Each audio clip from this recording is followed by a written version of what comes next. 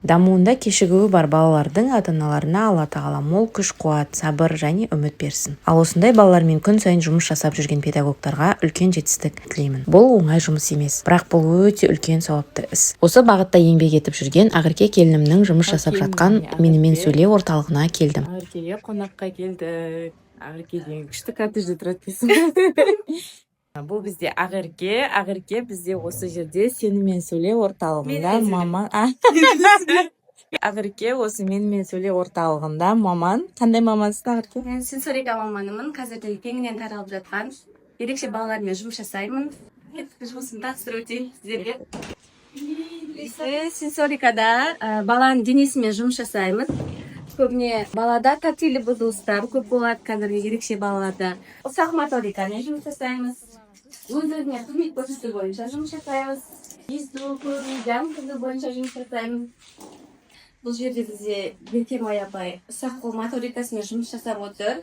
Яғни бала қасқыр ұстау арқылы өз-өзіне қызмет көрсету бойынша тамақ жеу, сорпа ішу, су ішу деген сияқты қасқыр ұстауға дейін деп шақырды. Бұл бізде тактильді бұзылысқа арналған тақтамыз, яғни жұмсақ және қатты заттарды сезінуге арналған. Осылай өзіміз қолдан жасап қойдық. Және табанға арналған құралдарымыз бар. Бұл жерде бізде Әсел апай указательный жест бойынша жұмыс жасап отыр. Пластилин арқылы. Вау, молодец. Аламыз. Үлкен, кең, әдемі ғимаратта орналасқан екен. Баламен жұмыс жасайтын жердің кіргендегі табалдырықтан бастап адамға беретін энергиясына мән беремін. Балабақша болсын, осындай оқу орталығы болсын. Бұл дамыту орталығының да аурасы өте ұнады. Ақеркем сияқты жайлы жер екен. Мұнда бізде көзге қарамайтын, атына қарамайтын балалармен осындай жапқыштың астында жұмыс жасаймыз. Бізде Салтанат апай жұмыс жасап отыр қазір. Мұнда бізде дефектологтардың кабинеті. Бірге көрейік, не істеп жатқанын Берген апайдың. Саламатсыздар ма? Бұл бізде Ибрахим деген бала. Ибрахим бізде гиперактивный. Сол себепті біз балаға элементтері арқылы баяу ағашпен нейрожаттығуларды жасатамыз. Ибрахим, қағып ал, допты қағып ал. Қағып ал, қара, жүріп, кеттік, жүреміз, баяу, жүр. Жай, бас, оң аяғымен қызыл аяқты бас, сол аяғымен оқтауды итер, молодец. Мұнда бізде Мөрет Алтай қызы жұмысын көрсетейік, апаймен жұмыс жасағанбыз. Бізде бүгінгі балаларымызда дислалия диагнозымен біз балалардың сөздерді, барлық әріптерді барлығын біледі, бірақ жазу кезінде біз қиналамыз, әріптерді шатастырамыз. Сол себепті біз сабақ кезінде кітапты да оқытамыз және де жазуды да диктантқа жазамыз. Бұл бізде ансарваторымыз дефектолог сабағында отыр.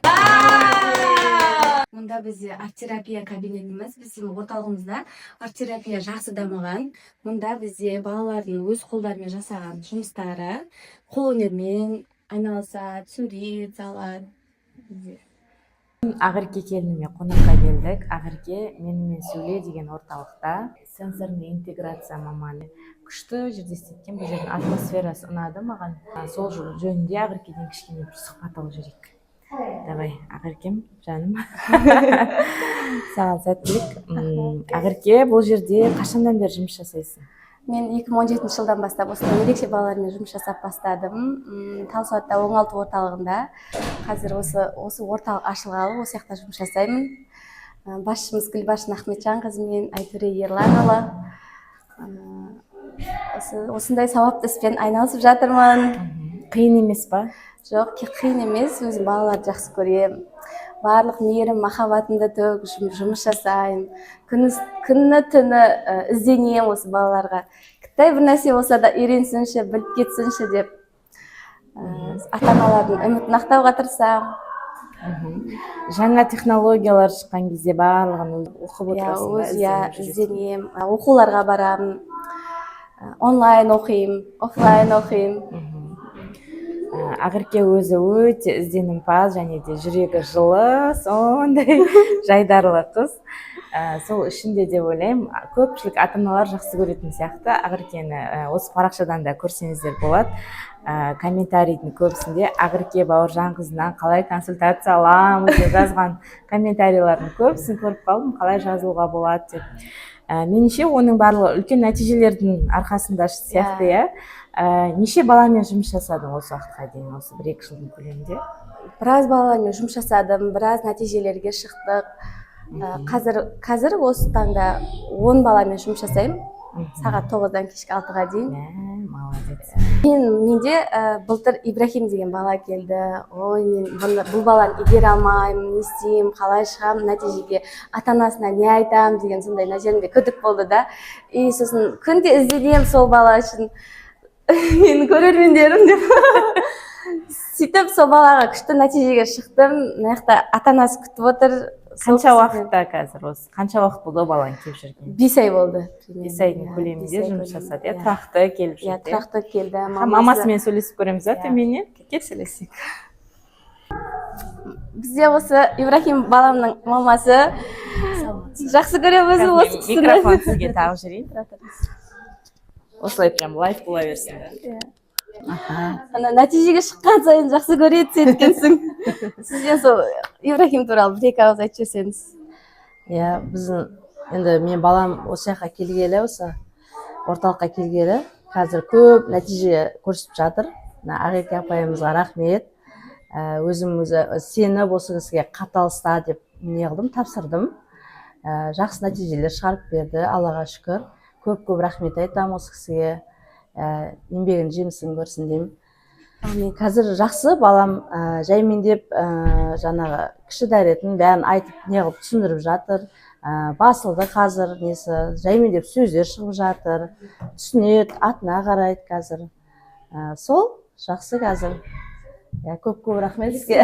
5 ай бұрынғы кезбен осы кез салыстыра аласыз ба? Иә, салыстыра аламын. Ол кезде қатты гиперактивный тұғын ше, ешқандай тыңдамайтын тұғын, атына да қарамайтын тұғын. Сол кездегі мен қазір енді 5 ай уақытта енді өте көп өзгерістер болды. Атына да қарайды, жаңағындай айтқандай. Жақсы, өте нәтижеге жеттік біз, шүкір Аллаға. Өсе берсін. Әумин. Осы жерден енді осы маттауымнан мектепке шығарып салады шығар деп осы кісілерге сеніп атып отыр. Осы басшылықтарға да рахметімді айтамын. Алтын апайымыз бар, бар жағдайымыз жасап отыр.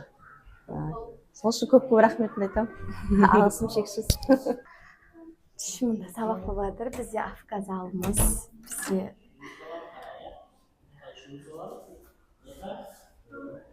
саламатсыздар ма?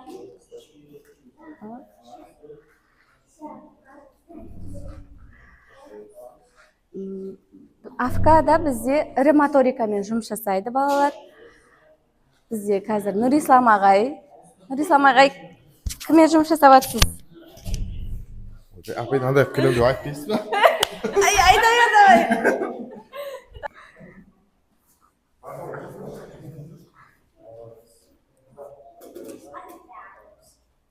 Сол жақты сол қолмен аламыз. Жарайсың, оң жаққа саламыз келесіз. Молодец. Оң қолмен аламыз.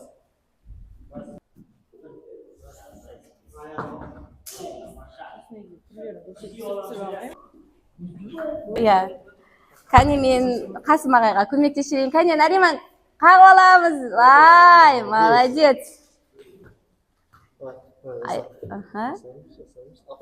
Кәне лақты. Вай, молодец.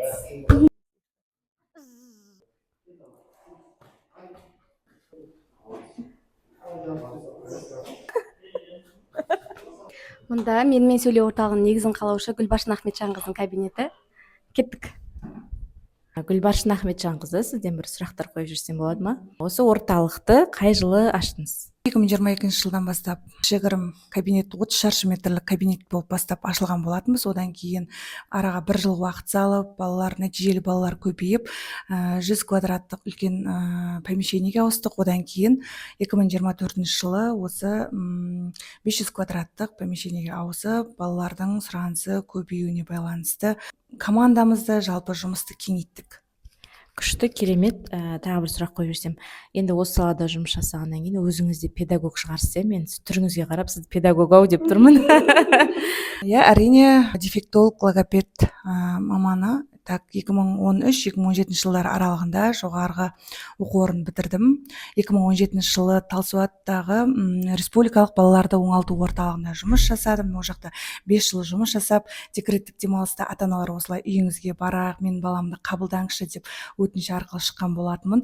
Ата-аналар декретте үйде отқан кезде ата-аналар үйге келіп қалар деген уайыммен, қорқынышпен негізі кішігірім 20-30 шаршы метрлік кабинетті бастап ашып кеткен болатынмын. Шүкір, содан бері жаймен жұмыс жасап жатқан жайымыз бар. Бүгін орталықпен танысуымыз осымен аяқталды. Сіздерге көп рахмет. Жұмыстарыңыз шығармашылық жетістіктер мен табыстарға толы болсын.